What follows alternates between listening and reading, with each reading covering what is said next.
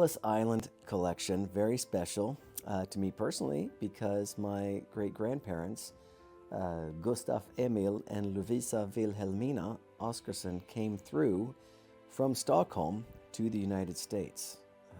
Ellis Island was in operation for 62 years. So the Ellis Island is a collection of 62 pieces in each color variation.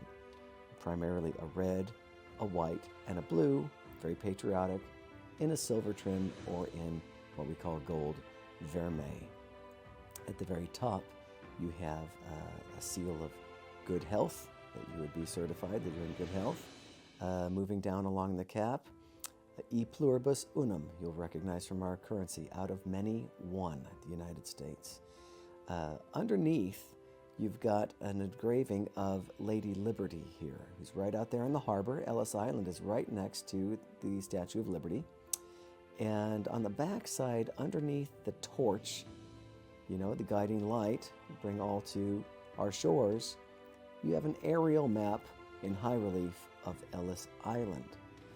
Like I said, 62 years of operation, but there was a fire at some point where all of the records that they had up to that point were lost of who had come in.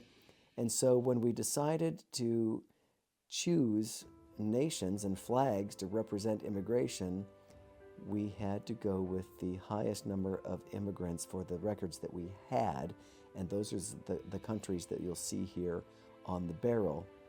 Interesting to note that the flags are cut in the guilloche pattern into the silver and then filled in with the hot enamel that's then fired on and filed down.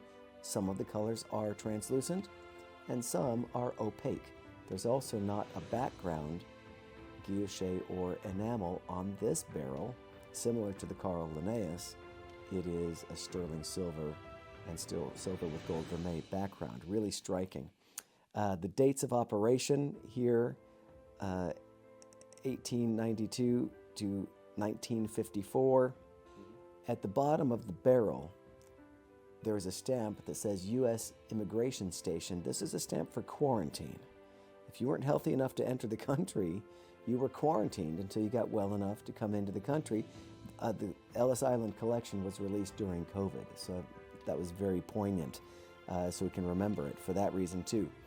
On the gripping section, the famous lines from that famous piece of poetry, "Give me your tired, your poor, your hungry, your huddled masses.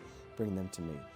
Wonderful representation of those seeking freedom and opportunity in our great land.